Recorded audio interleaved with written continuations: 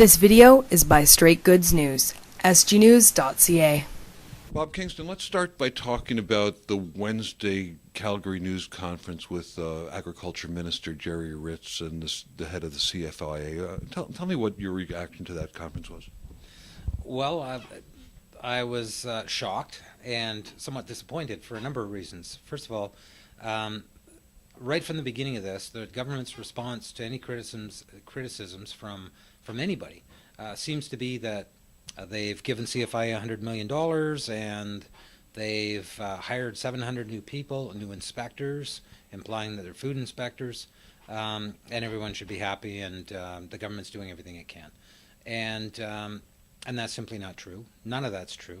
The $100 million they gave CFIA was a one-time thing, and at the same time they've given $100 million to spend over 5 years on something called inspection modernization. So it's project specific. The $56 million they've removed from their budget at the same time is for every year. So after spring? Yeah. So every year from now on, they're running $56 million less than they did before. And so after 2 years, they've already eaten up that $100 million.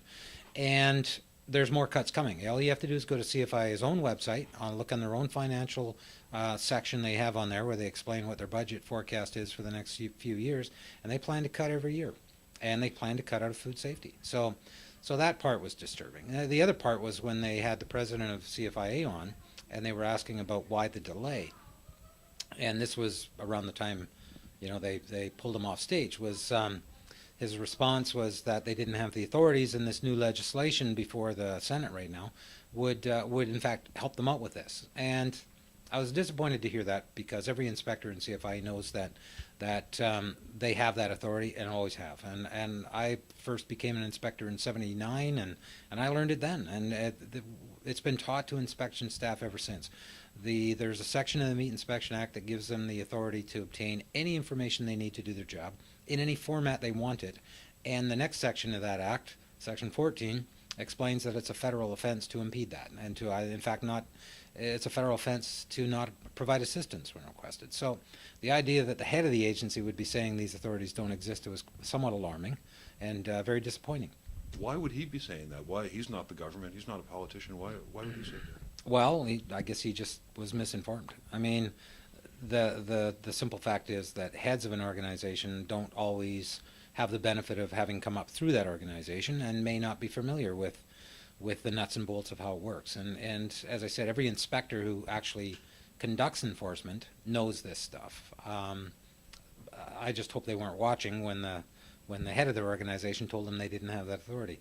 I know they tried to correct that a bit in today's press conference, but he was still saying that, yes, he recognized that there is a part of the legislation that gives him that authority, but was saying that it doesn't provide for timeliness. In other words, it doesn't give them the authority to compel it immediately.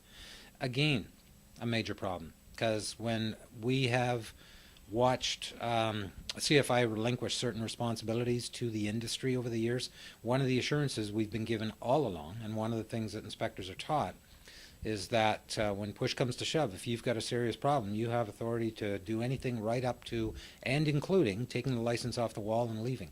So the idea that you have to sit and wait while a company plays games, like withholding important documentation, it's not true, and it's unacceptable. Tom Walkham in the Toronto Star has said that this could be the Walkerton of this government because of its because of self-regulation, because self-regulation has been the government's focus. Do you agree with him?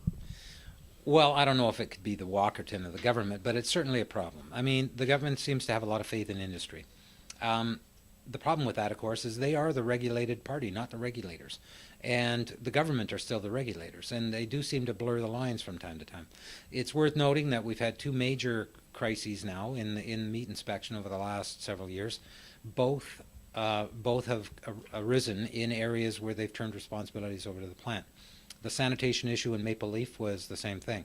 The people that were responsible for doing the pre-operation inspections, which would have included the machinery that needed to be disassembled to be cleaned, were relieved of that responsibility, and that was given to the plant. And Here we have a similar situation when Excel became a high line speed operation, which means a much faster line speed, increased volumes. They don't increase the number of inspectors accordingly. What they do is they look for ways to relieve the pressure, and so they look for things they can get industry to do themselves. And in this case, the sanitation and cleanliness part of it is probably the least technical. It's just as important, obviously, but it's less technical than doing the diagnostics of the internal organs, for instance, which CFIA still does. So they turn that over to the plant to look after themselves, and then they have an oversight role. And now they're going to have to ask themselves about both those things. Do we turn this over to the plant, or do we increase inspectors? And if we do turn it over to the plant without increasing inspectors, how can we set up surveillance of that activity so this doesn't happen again? Because obviously these things went on unnoticed for too long. Is self-regulation ever a practical idea? Not in my mind, because they don't work for Canadians, they work for the company. And at the end of the day, profit will determine their long-term livelihood. And there's a conflict there. It's a natural conflict, and human nature is involved. And I don't think people should forget that. I mean, if self-regulation were the answer, I've used this analogy to the point where I'm getting sick of hearing it myself, but it's still a good one. You all have a vested interest in driving safely because you're looking after your material welfare in terms of the value of your vehicle, and you're looking after your own health and safety. You've got a perfectly accurate speedometer.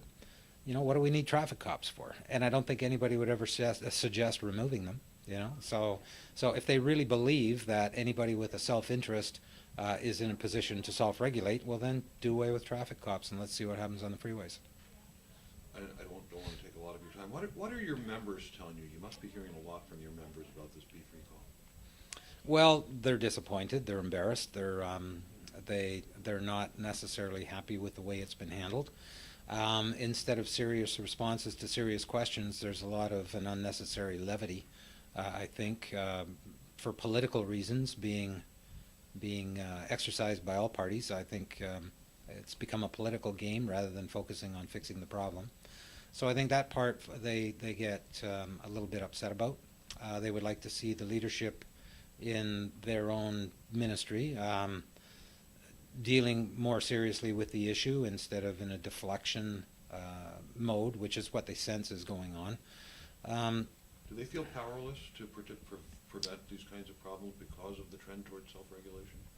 Well, to some degree, because I mean, they're all, you know, to imply that inspectors were either not doing their job or not paying close enough attention is ridiculous. These people are run off their feet and take their work very seriously. Anybody who's spent any time working with the CFIA staff know that they're very idealistic, believe very strongly in what they're doing, and would like nothing better than having all the tools to make sure they do it properly. When they get into a squeeze like this, when they're, you know, it's the do more with less stuff, they worry, and they worry if they can keep up, and they worry if they've got the wherewithal to make sure that these things don't happen. You know, and the last thing you want for people to have to do is go home every night wondering what they missed. But the speed of production at some of these facilities has almost turned it into that kind of an environment. There's a lot of pressure from the industry to speed things up. There's a lot of pressure from the plants they work in to not be so rigid, and it takes a toll.